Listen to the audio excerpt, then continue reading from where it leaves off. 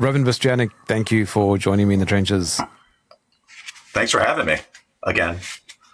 I get so bored of that intro, but I always get emails from people saying, "Yeah, I love it when you introduce people in the trenches like that."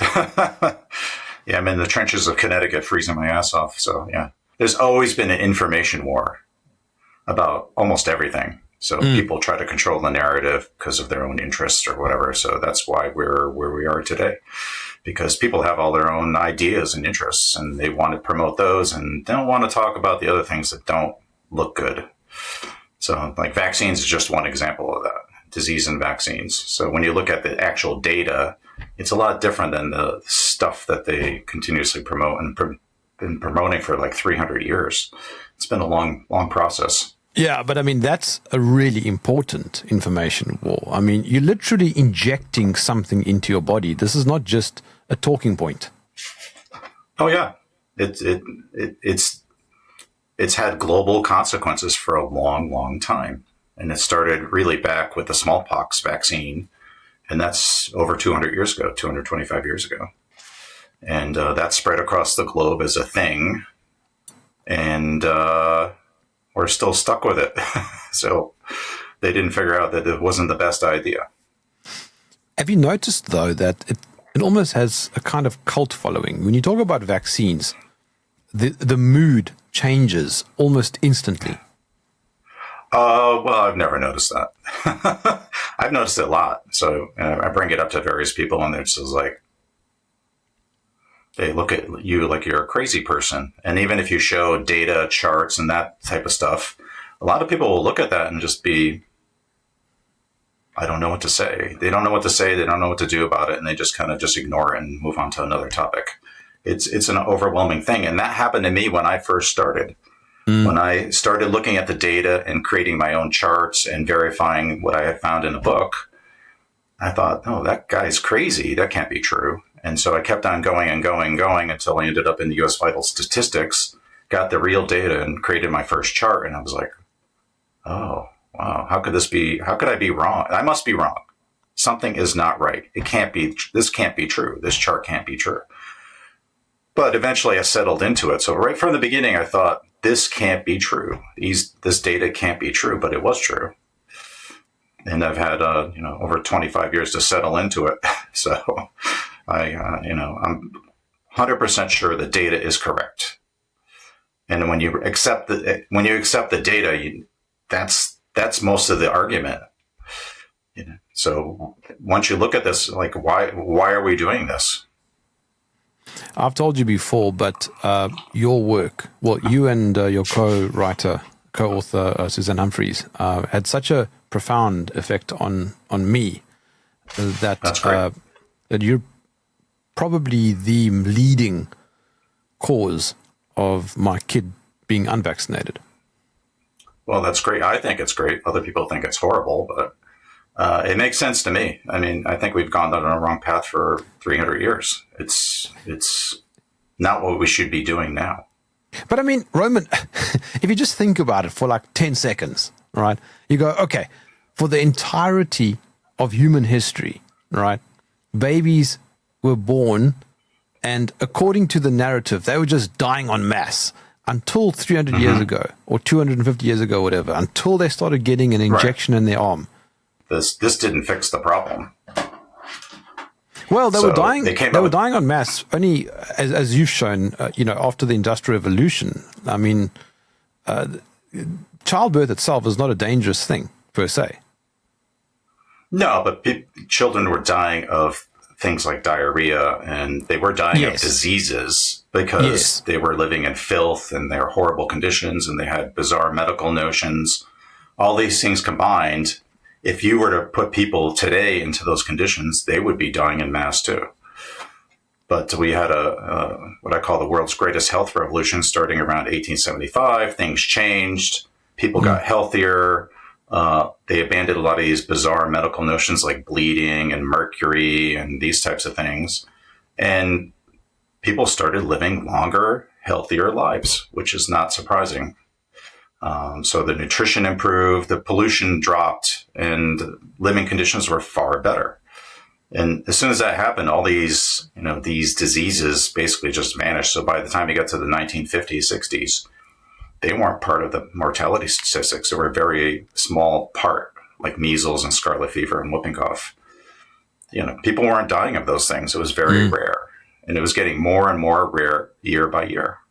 So what you're telling me is that mortality was reduced thanks to plumbers. Plumbers and a lot of people were involved. Millions of people that protested living conditions because they were living in these horrible tenements. You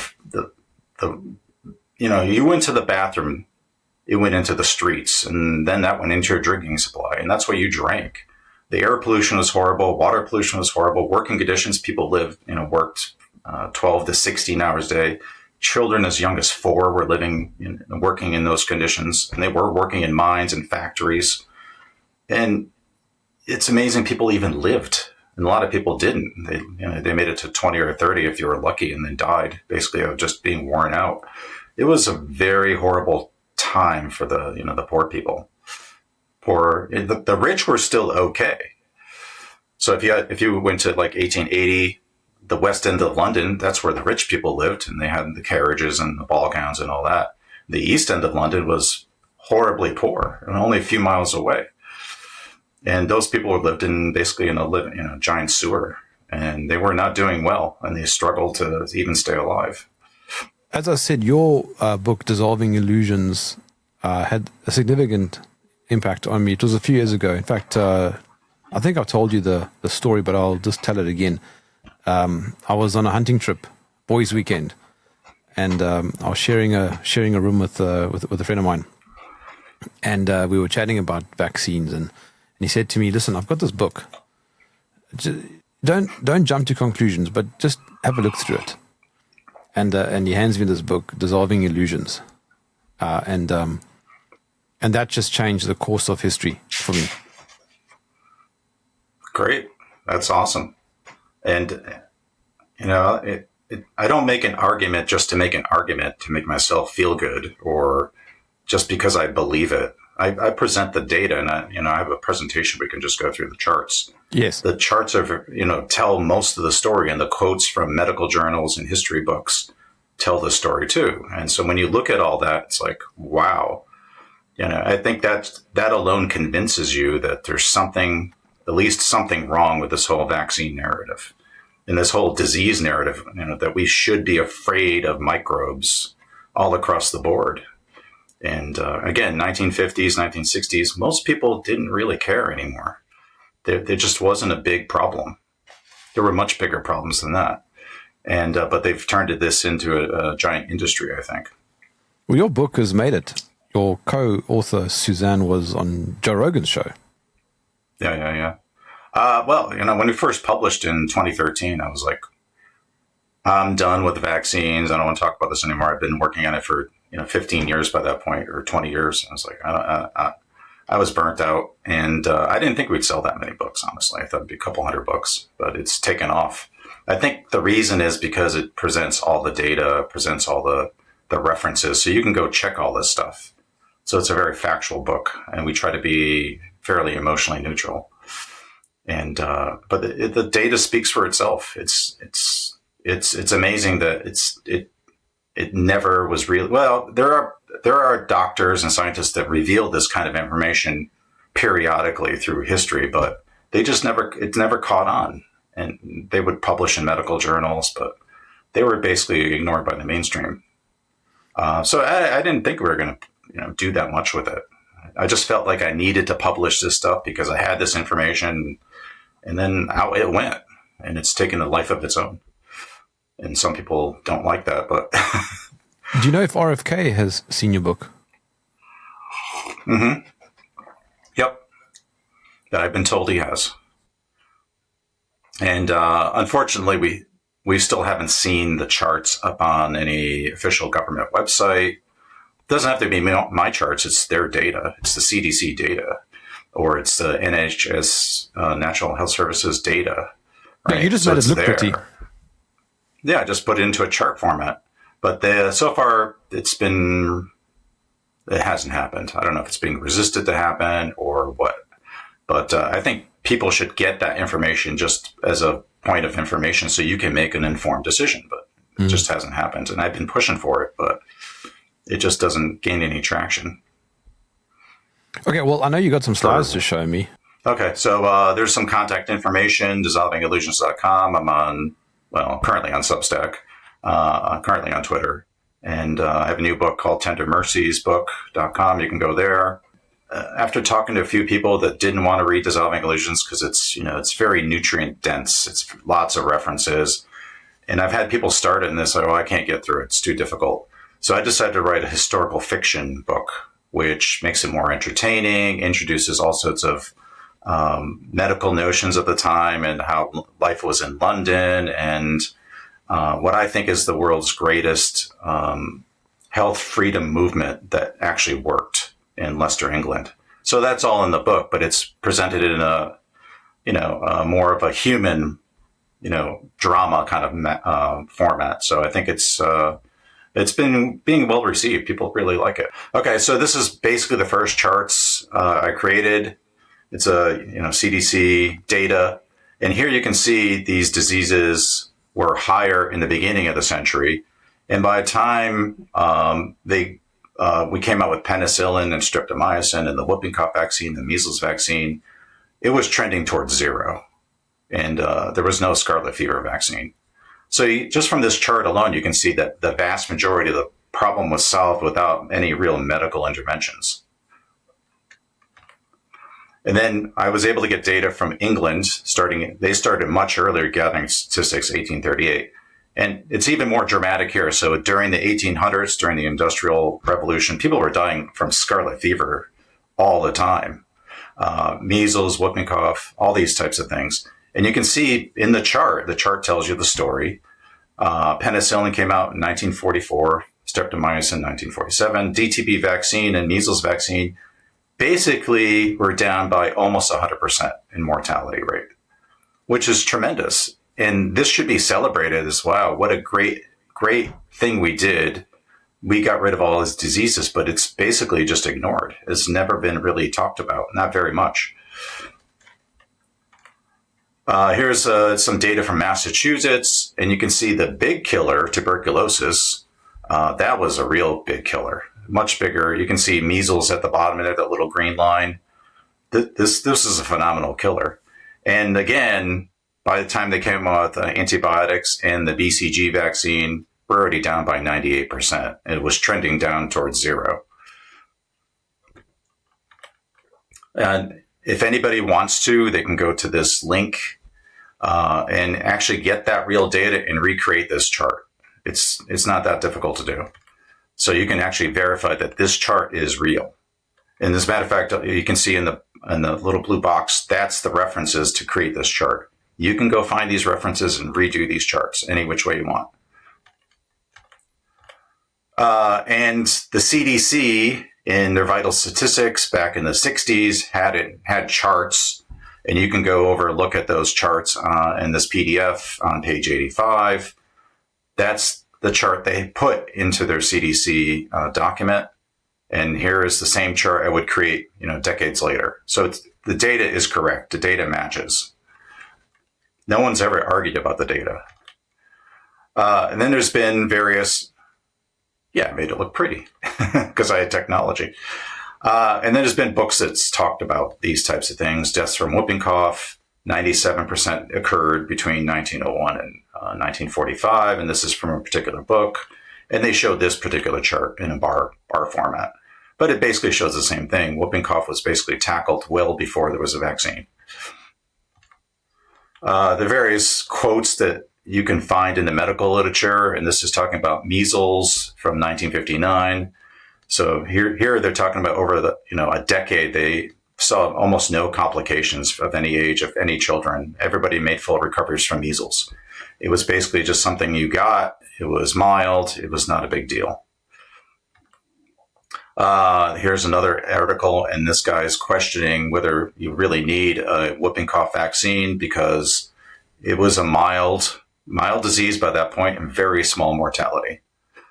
And this is by 1960. Again, the Lancet, no evidence that vaccination played a major role in the decline in incidence and mortality. So he was arguing again against, this mass vaccination idea. And this is another good one. Whooping cough, measles are no longer important causes of death or severe illness, except in a small minority of infants who are usually otherwise disadvantaged. So most children escaped without, who were not vaccinated. It's not a big deal. It wasn't a big, huge issue. And this is a very good study to go read. Again, the study, you can go find the study at the bottom of the slide. It tells you what the name of the study is. You can go find it and you can read the study yourself. So most cases of whooping cough are mild. When I was starting this, I always thought you basically coughed and coughed and coughed to death. But a lot of times you can't even tell somebody has whooping cough, the particular bacteria that's supposed to be involved in that. And so parents can be reassured the serious outcome is unlikely. So they often try to scare you that your child's going to cough to death, but most of the time it was just mild, like a mild cough. Pediatrics talked about the 90% of decline of infectious diseases and mortality among children before 1940, before vaccines or antibiotics. This guy in 1951 talked about all these diseases are declining, and it had nothing to do with antibiotics and all these things. And he basically concluded there's some other overall factor that was causing the decline in all these diseases, because it wasn't the vaccines or antibiotics or other medical interventions. And then there was a study published in 1977, and they looked at how much medical interventions actually improve things, but they said at most 3.5% of the total decline in mortality since 1900 were basically tied to medical notions like antibiotics and vaccines. And there they showed a chart, and they showed the decreasing in mortality, and this showed the gross national product, how much percent of the medical care went to GDP. And what's interesting is if you look at this, you see in 1930 it was like 5% of our, or 3.5% of GDP. And then by 1970 it was 8.5%. Today it's approaching 20%. We're spending so much on so-called healthcare, which is really medical care. And we're doing far worse now. We have obesity rates, off the scale. People are deficient in vitamin D. All sorts of things are going really negative, despite us spending more and more and more on healthcare.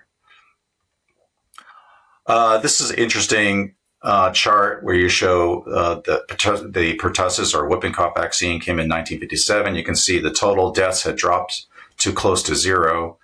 In the 70s, there was a scare in neurological damage from the DTB vaccine. So vaccination rates dropped. That's that dotted blue line. But you'll notice that when it dropped to 30%, there was no increase in deaths. There's no big spike up in deaths. That didn't happen. So they eventually got the vaccination rates back up to 90%, but it didn't affect the death rate at all.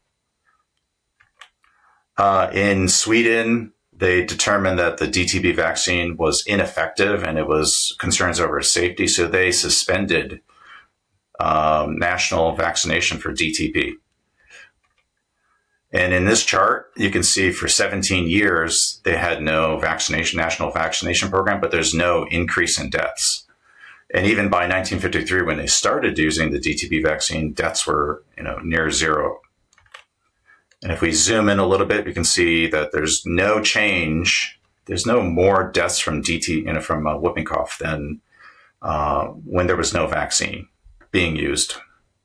And then there's interesting, I don't want to get too deep into this, but the DTB vaccine was causing neurological damage, and they argued for decades over how often that happens and whether it's true, which is not true, and they went back and forth. But they eventually came out with what they called attenuated pertussis. So it's a more mild kind of vaccine. So most of the time in the Western world, they use the DTaP vaccine.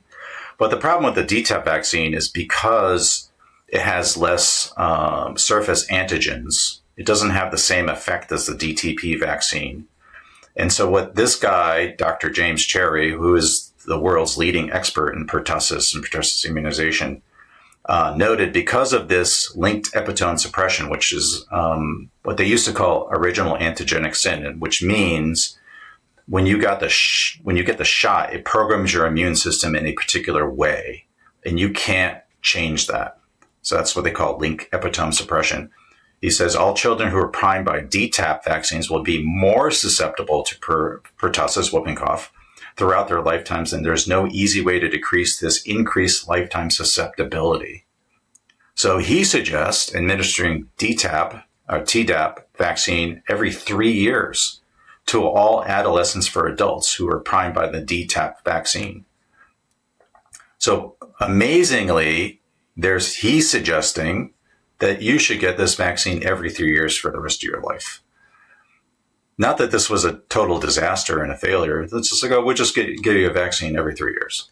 Like it's no big deal. This should have just blown the wheels off the bus, saying, oh, wow, you guys totally screwed up. Now we have to get a vaccine every 3 years because you made us program in a particular direction. We can also look at the flu pneumonia. They're lumped together. You see that brown line, and the big spike that goes off is the 1918 flu pandemic. So it started at deaths 200 per 100,000 and dropped down into the 30s. And you can see most of the 90% of the decrease happened before they started vaccinating. The dotted blue line is the vaccination coverage rate. So they slowly got it up by the 2000s or so, up to 60, 70%. And this is in the 65-year or older. And you see the brown line out there basically stays flatline. Nothing really changes as the vaccination rates increase. And if we zoom in on that, we can see that the vaccination rates increase to 60, 70%, and the brown line kind of goes up. So the mortality rate increases for a while and then decreases. But over that 40 years, there's really no change in mortality rate. So the vaccine hasn't accomplished anything in mortality rate. And you see that dotted blue line that's basically flatlined. That's the trend line. So there's no real change. And very interestingly, in a paper in Cell Host and Microbe, these three authors, and Fauci's the third author on this paper. And I just want to read this part. After more than 60 years of experience with influenza vaccines, very little improvement in vaccine prevention of infection has been noted. That's like, wow. As pointed out decades ago and still true today, the rates of effectiveness of our best approved influenza vaccines would be inadequate for licensure. It is not surprising that none of the predominantly mucosal respiratory viruses has ever been effectively controlled by vaccines. Vaccines against non-systemic mucosal respiratory virus with high mortality rates have thus far eluded vaccine efforts. So after 60 years of failure, they're going to keep on going because they have new ideas and new RNA technology. But here they're admitting the vaccine hasn't worked, but they still tell you get the flu shot every year. I have a new chart here that you probably haven't seen before because I haven't published it anywhere. So this is a smallpox. So you can see smallpox is the red line going up and down, up and down. And we had various vaccination acts put in England. So in 1853, they had very strict compulsory laws. They made them even tougher in 1867. And you can see up and down, smallpox is still killing people.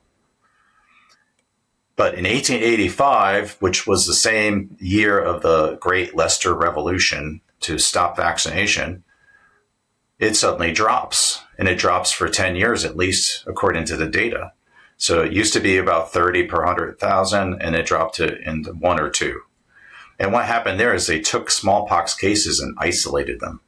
They took them out of London and put them on a barge, basically a hospital barge. And so the deaths just dropped. So what's important to note here is during that whole time of strict vaccination in London, they still had deaths from smallpox. They didn't solve the problem. That's a half century, up and down, people still dying about the same rate. And if you look at the trend line, it's essentially the same. I mean, it's pretty flatlined. So nothing has really changed, including that massive spike up in around 1872, where they had a huge epidemic of smallpox. So when we look at this data, the data shows that the vaccine didn't fix anything. Things stayed the same. What fixed it was isolating cases. And they talk about this. This data is from a royal commission. So it was printed in 1896, and they concluded in 1885, the Metropolitan Asylum Boards began to convey smallpox patients by steamer to a floating hospital on the Thames, right? The comparative immunity of London has been enjoyed in recent years, is no doubt due to this policy, which has been so vigilantly carried out. But we forgot about this piece of history. Instead, people claim it was the smallpox vaccine that saved us, right? And the data shows that's just simply not true.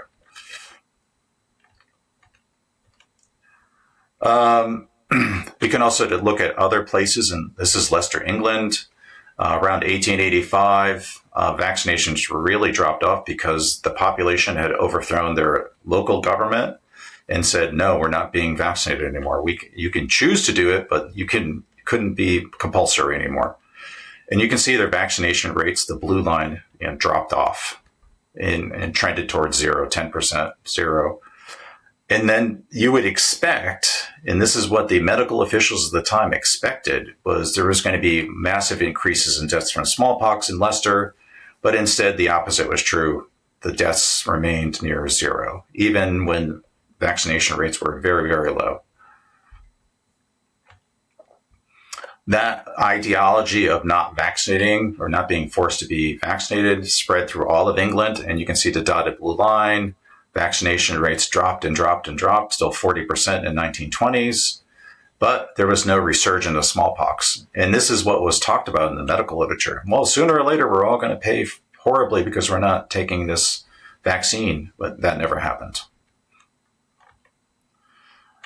In this chart, you can see in Leicester, the many lines going up and down. Those are the various age groups. And during the time of vaccination, during those half century, you can see the lines went up and down, and the mortality rate for children didn't really change. It was all basically the same. It was pretty flatlined. It was only when vaccination rates dropped and they started basically the health revolution, cleaning up sewers, getting children out of mines and factories, do all that cleanup so that people lived a better life. And you can see that the mortality rate for children continued to decline and decline. So by 1910, it was on its way trending towards 0. A smart doctor, Millard, in 1914 wrote a book, The Vaccination Question, The Light of Modern Experience. And here he noticed the same thing. The vaccination rate curve was dropping, but so too was enteric fever, scarlet fever, and smallpox. They all declined at the same time. So he concluded there's got to be other factors that are involved. It wasn't the vaccine that was doing all this stuff, and then the vaccine was decreasing, so therefore it couldn't have been the vaccine. Unfortunately, his book, like many other things, were ignored. And by the 1940, in this article from Public Health Reports, you could see that the number of deaths, the case fatality rate, all just declined for smallpox at the same time as vaccination rates were dropping. So, when you take all this data together, all these different diseases put together, and all the data shows that it wasn't vaccines or antibiotics that, saved us from everything. It would appear to me that what has saved us is environment and what we eat and stress and or lack of stress, etc. Yeah. Right. All of those put together. I mean, people were living a better life by the 1930s, 40s, and 50s. Their lives were so much better than it was. And there were people alive then that realized how things were horrible then, and they were very happy and grateful. But we forgot that history. So you can imagine living in the East End of London, where you lived maybe 10, 12 people to a room with no ventilation. You went to the bathroom in basically a privy all together. That stuff went into the streets. That washed into your water supply. Your food was rotting because there was no refrigeration. So you had to eat whatever you can get your hands on, stale old bread and rotten meat.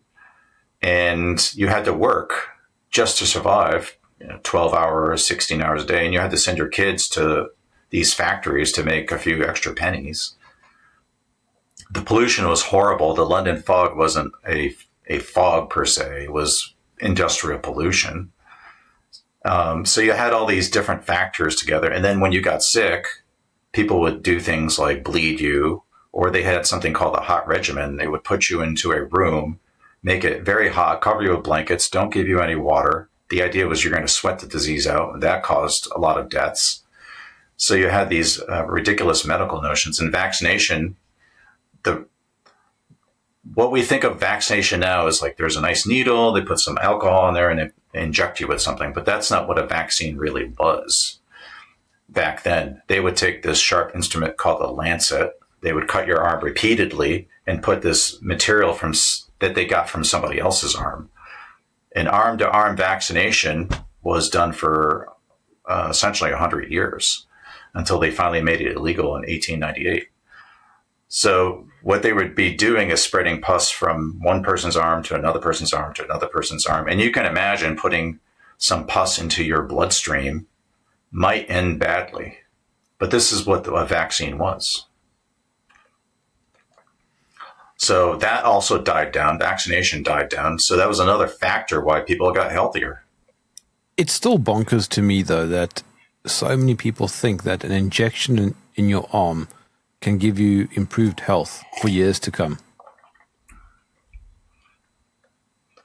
Yeah, well, that's the kind of the notion, right? And that started, like I said, 300 years ago. So this is Thomas Sydenham. He was the father of English medicine. And he noticed some of the things we were talking about here. So if no mischief be done either by physician or nurse, smallpox is the most slight and safe of all diseases. I'm like, wow, that seemed kind of crazy. The thing is, they were treating smallpox in a particular way. They were putting you in a hot room and giving you no water.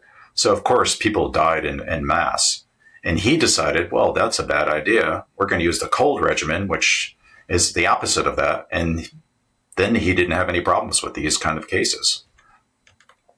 He actually talked to this Dr. Cole, and they had letters back and forth. And Dr. Cole showed the same thing, and he was thanking Dr. Sydenham for solving the mystery of smallpox. We don't have to worry about smallpox anymore. And this is back in the late 1600s. But then I'm skipping a whole bunch of history because it's quite long. But Edward Jenner came along and replaced this idea of inoculation. Inoculation was originally started in the 1720s, and that was taking something from somebody who had smallpox and scratching it onto your arm to give you smallpox, so then you wouldn't have to worry about smallpox later. That was the idea. But that didn't really work out too well, so people were still dying from smallpox. So Edward Jenner came along and came up with this idea: I'm going to take some stuff from an animal, a cow, or he thought actually it was a horse, and we're going to put that onto your arm, and then we'll take the lesions from your arm, which he said was, what he called cowpoxing, and spread it to the other people. So it's basically the same methodology. It was just started off with an animal. But through those various decades, no one could decide what a vaccine really was, because they thought it came from a cow or maybe a horse or even a goat or even a buffalo. So they would take these different mixtures and put it on people's arms and then determine whether they thought it worked. And then they would spread it from that person's arm to another person's arm, another person's arm. So that's how a vaccine really worked. The idea behind the term vaccine, because it used to be called cowpoxing, and vaca is the word for cow. So it had to do with this cowpox notion. Later on, it morphed into, protecting you from other diseases, but that's what the original notion was. 1814, this guy, John Birch, noted that the idea of putting people in hot chambers and giving them these cordials and things like that, he determined was 2/3 of the reason people died from smallpox. It wasn't they were just getting a microbe and then dying. It was it was these conditions, the bad conditions they were in, these mistakes in medical notions. And here is what a lancet was. There was different lancets, different sharp instruments that they would actually, bring you into a room, cut you repeatedly, and then put this stuff into your arm. And so that picture on the left is what your arm would end up looking like. That was considered a success. And as a matter of fact, when that died down, if it didn't go badly, you would get these marks, which they would call scarification. So they knew that was your original vaccine card. They could look at your arm and see that you were vaccinated at some point, because those scars would stay for life.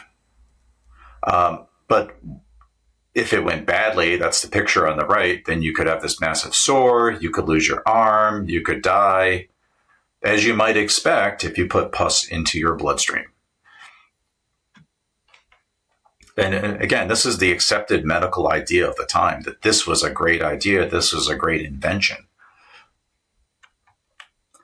So this diagram kind of gives you an idea of what a smallpox vaccine was.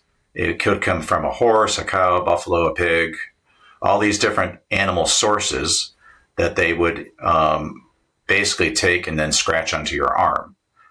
There was a faction, and the yellow circles are the main factions, or it was from a horse, a cow. It could also come from somebody who died from smallpox or was exposed to, there was a blanket that they slept with, and they would hang that on the cow's head to get the cow to have the same illness. And then they would take that and scratch it onto your arm. So it either came from a horse, a cow, or a corpse. And then from there, it would go from person to person, as it shows on the right. And that's arm-to-arm vaccination. That went on for 100 years. And then they said they had something called retro-vaccination, where they would take the pus from the animal, put it onto the human, and after a while, when it didn't seem like it was very strong, they would put it back on the animal, and then back to humans and back to animals. And as you might imagine, there was blood and bacteria and fungus and yeasts and all sorts of stuff in that concoction, which they found by the later 1800s. As they looked under the microscope, they would look at this vaccine material as filled with microbes. So the original idea of these vaccinators is that they thought it was filled with just vaccine virus, and that's all that was in that material. But it turned out that wasn't true at all. So this is kind of what a real vaccine was. And here's an example. This doctor got a letter back from this vaccine company, and they had to admit that the vaccine wasn't from a cow. It was from some tramp having smallpox who slept in the stable. That's how they got this vaccine material to get started. So again, you had three different things. It was from a cow, it was from a horse, and it was from a corpse who died from smallpox. And they would scratch that onto a cow and then go from person to person to person. And sometimes it would end in disaster. There's not too many pictures from that time, but this is poor, unfortunate Miss Fanny Lent, who got vaccinated, turned into basically a skeleton and died a horrible death. And these types of things were often just ignored, because who wants to talk about that? They want to talk about the successful medical intervention. Again, if we look at the data, this is in Leicester. The vaccine, because the people protested and won in 1885, the vaccination rates dropped, but there's no increase in smallpox deaths. And if you notice that big spike up there in 1872, they talked about that in the Lancet. How many people died despite being vaccinated? So the hospitals were overwhelmed. And this is the genesis of the main anti-vaccination movement, because people experienced that the vaccine didn't work in 1871 to 73. They also experienced that they could get severely injured by the vaccine, and they knew people who died from the vaccine. And so by 1880, slowly over those few years, by 1885, they said, no, we're not doing it. They organized a protest of between 20,000 and 100,000 people in Leicester. They marched, and the following year, they voted out all the pro-vaccine people in their government, and installed a new government that said, no, you don't have to get vaccinated. The vaccination rates dropped. But there was no resurgence of smallpox. It actually stayed very low. And then Leicester did better than all the surrounding towns that still had vaccination. And here is some documentation that the vaccination rates kept on declining, 50% by 1914, 18% by 1948. So there's this notion that people had this vaccine going for a long time, and that's how smallpox was banished from the planet, which isn't true. Another interesting thing is smallpox became a very mild disease. Here's a picture of a gentleman. That was smallpox. If you go on the internet or you go into these medical books, they always show the worst case of smallpox. They're like totally filled with pustules. But by the early 1900s, this what was smallpox was like. It was very mild. There's another case of mild smallpox. So by that time, they're talking about how mild smallpox was. It was hard to tell between smallpox and chickenpox. And again, the smallpox, because it became mild, you had a fatality rate that was decreased by almost 99%. And again, the journal articles here are at the bottom of the slide. So you can go look up this journal article and then see that this quote is accurate. You can read the whole article.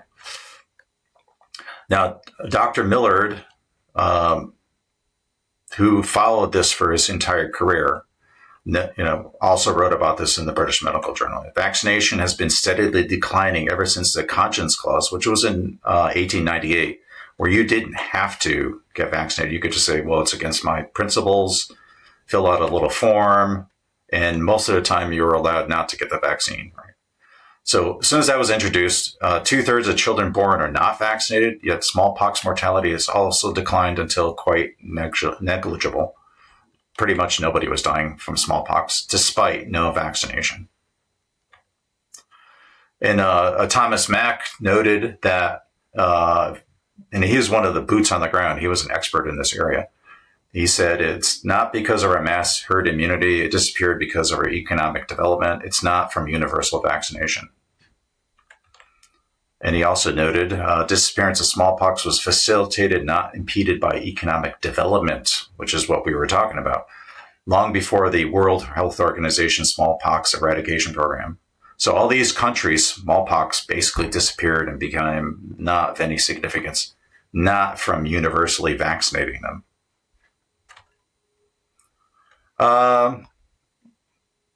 That's the story of smallpox and vaccination. It's a crazy story. It was never really a good idea, and it's morphed into other vaccines, other notions of protecting you from the outside world, when the real solution is having a healthy society and healthy people. But that's the entire story of vaccines, actually. Yeah, but basically, I mean, there's always more and more detail, but the data shows it. The history books show it, and it's really kind of bizarre. Actually, it should have been kind of laughed at by the early 1900s. Like, wow, this is really ridiculous. Charles Crichton talked about it. He was a brilliant man. Unfortunately, he wrote books against vaccination, and his fellow doctors were not too appreciative of that. He actually wrote in the Encyclopedia Britannica in the 1880s a very critical article about vaccination, which stayed there until the 1920s when it got removed and was replaced with vaccine therapies. Vaccine therapies are going to help us and save us from many things. So they deleted his work and replaced it with the idea that we're going to vaccinate for everything. And you can go look that up in these old encyclopedias. Roman, do you know of any vaccine historically that has had a positive net benefit? I don't think so. I mean, the big killers were tuberculosis. That was the biggest killer. we don't vaccinate for tuberculosis in the United States. I know they do in other countries, but we don't have big outbreaks of tuberculosis everywhere. We don't vaccinate for that. Scarlet fever was one of the bigger killers. We don't vaccinate for scarlet fever. Nobody worries about scarlet fever, even though that was a much bigger killer than smallpox or whooping cough or measles. Whooping cough and measles, the mortality rate had declined by almost 100% by the time they came out with vaccines for it. And we saw in the charts that when whooping cough was interrupted, because the people were rightly worried about neurological damage from the DTP vaccine, there was no big resurgence of anything. The smallpox vaccine, as we've seen, didn't solve the problem in London or Leicester. It was only when the vaccine started being used less that things got better. And the health revolution is what really took care of the problem. So yeah, where's the evidence that shows that these are great ideas?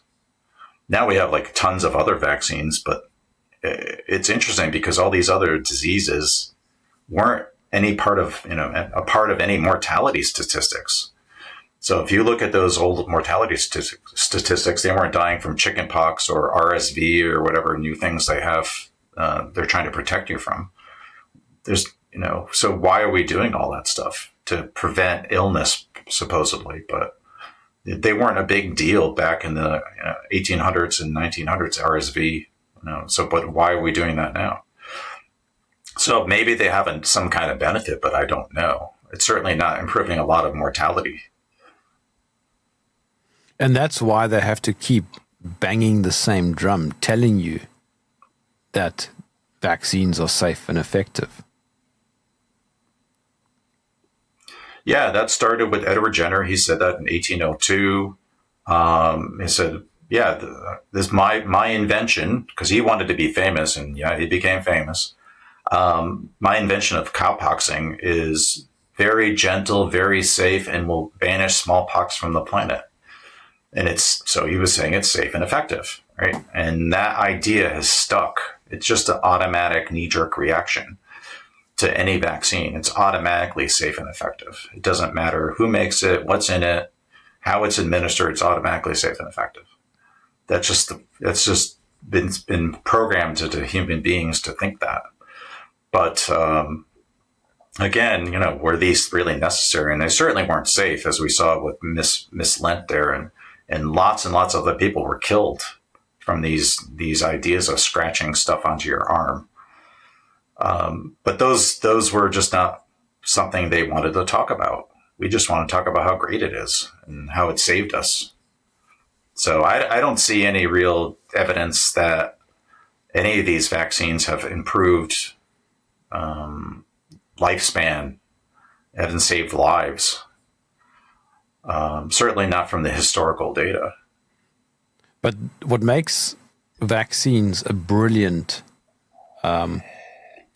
product for pharmaceutical companies is that it's pretty much impossible to kind of falsify. So they go, well, you got sick 7 years old because you didn't get vaccinated when you were 6 months old. Now, how do you even begin to argue this? Well, as we saw with Dr. Cherry, he says, the vaccine wears off after three years. So people did notice, like, for example, the whooping cough vaccine, that, well, maybe you didn't get it when you were a kid, but then you would get it as an adolescent. So it shifted. Things shifted around. So then they have to say, well, then you have to have another booster. So they can always say, well, it kind of worked, but we just have to add boosters. And they did that with the smallpox vaccine. So Jenner's original idea was to protect you for life, and it was easy and safe. Well, that turned out after a couple of decades, well, people are still getting smallpox. So what are we going to do? The idea of revaccination was born. So we're going to revaccinate you. And that started out, well, maybe we have to do it every 10 years. Some people thought every 3 years. Some people thought every year. Some people thought you just keep vaccinating until you don't get a reaction on your arm. So this idea, it's like, we're going to protect you with a single shot. It never works. They always have to add more and more and more, trying to compensate for what they did. Whenever a doctor talks about getting a vaccine, they never include anything to do with sunshine, diet, health, nothing. Just get this vaccine. Well, I think that's in general for our entire medical system. We've confused healthcare with medical care. And healthcare is really in your ballpark. It's your responsibility. Get plenty of rest, drink clean fluids, eat whole foods, exercise, have a good relationship with your family and friends. Don't be afraid. Don't be terrified, because fear itself is a disease promoter. Yeah. So do all the things for you and your family and your local community. Then you don't have much of a problem.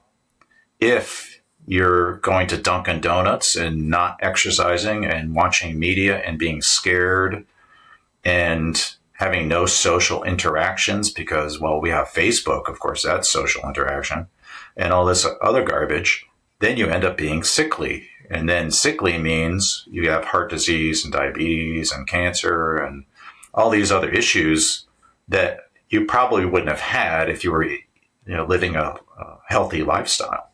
So then you have to go get health care, which is really medical care, to try to patch things up to compensate for bad lifestyle decisions and choices and things you were thrust into. I know plenty of people are trapped into, well, I'm too busy, so I have to have a cup of coffee, and I don't have time to eat right, and I don't have time to go to the gym, and I'm really stressed, and I have to watch fear porn nonstop on, whatever, YouTube or whatever. And I don't have time for friends, and you end up in a disaster. And then you go to the doctor like, well, cholesterol is a little high. Here's some this and that and the other thing. And, have you got your flu shot? You better get that before you get sick and die. And, but I think all of it is just a broken system. And I think if we went back to the 1950s, where we only used about 3.5% of our GDP on so-called medical care, we would be much better off. Hospitals could be there for accidents, which it does great at, or other things like that, but not continuously trying to fix lifestyle problems. Do you ever feel like you just shouting into the void? Yes. So I've talked about this for way too long. It's like, okay, we're going to talk about this again. It's like, it's second nature to me, but a lot of people haven't seen this information. So it's getting out there. I saw Aaron Siri doing a similar chart about measles and the decline mortality rate of 98% in some kind of video. So it's getting out there, and more people realize that. And a lot of people have shifted their ideas about it. And, recently they decreased the vaccine schedule here. I think a lot of that is because people are tired of having so many vaccines. So if we reduce it, they'll still vaccinate for the, key diseases like measles. So I think it's a little bit of marketing, make sure everybody still stays with the main vaccines. But anyway, people are learning more and more. So I'm hoping that it, takes root, and people also not just just don't get the vaccine, but, get healthier, right? So eat whole foods, exercise, all these types of things, get rest. And, don't listen to these people that are trying to scare you all the time about every damn topic on the planet. So I think if we do that, then we have a healthy society, not a sick society. That's where we need to go, and get away from these top-down government tells you got to do all these things. Yeah, stop doom scrolling. Doom scrolling, yeah, no kidding. That's very scary stuff. And that's why I wrote this Tender Mercies book, because people don't want to read, nutrient-dense, lots of references. You can be entertained and kind of learn a little bit more about history. And I think it's very inspiring because, they end up in Leicester. They're fighting the good fight against the vaccine laws of the time, compulsory laws. And, history shows they win. Oh, if anybody wants any of these slides and want any of this info, just send me an email. I'll send it to you. Well, I was just about to say, how can my audience get in contact with you and follow your work? Yeah. Oh, so dissolvingillusions.com is probably the best way to get to me, or tendermerciesbook.com. And then you can find me on Twitter or they call it X now, whatever, or Substack. It's not that hard. I also have a Telegram channel. So you can just find me there instead of trying to read that. Okay, Roman Bystrianyk, thank you for joining me in the trenches.